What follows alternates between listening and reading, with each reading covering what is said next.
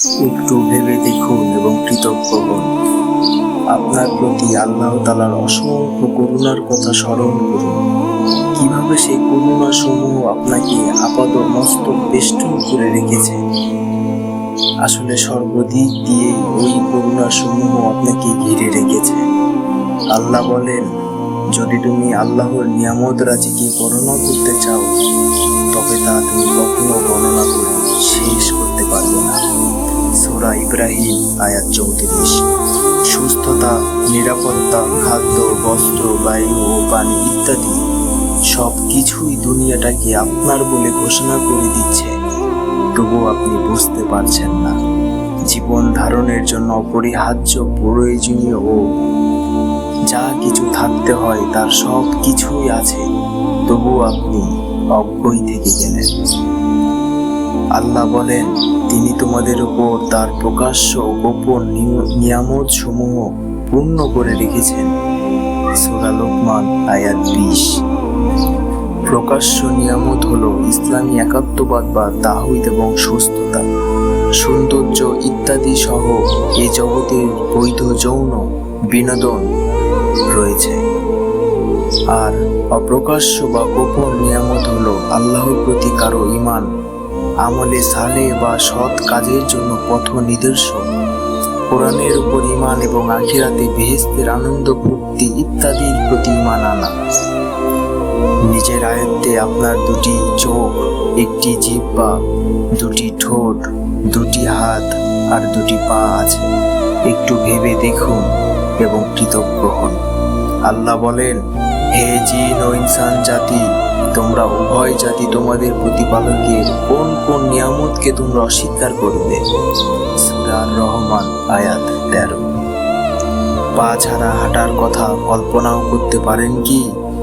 আপনি এই বিষয়ে হালকা করে দেখবেন না।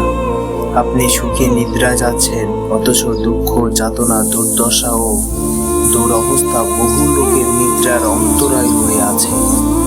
আপনি এ কথা কি ভুলে যাবেন যে আপনি সুস্বাদু খাদ্য ও শীতল পানি উভয়টা দ্বারা নিজের উদর পূর্তি করেছেন, অথচ রোগবালাইয়ের কারণে কিছু লোকের পক্ষে সুখাদ্য ও সুপেয় পানীয় মজার উপভোগ করা অসম্ভব হয়ে আছে। আপনার শ্রবণ শক্তি ও দর্শন শক্তির কথা ভেবে দেখুন। আপনার সুস্থ ত্বকের দিকে তাকান এবং আপনি যে চর্মরোগ থেকে মুক্ত আছেন, এজন্য আল্লাহর কাছে শুকরিয়া জ্ঞাপন করুন। আপনার বিবেচনা শক্তির কথা গভীরভাবে ভেবে দেখুন ও যারা মানসিক রোগে ভুগছে তাদের কষ্টের কথা একটুখানি মনে করে দেখুন।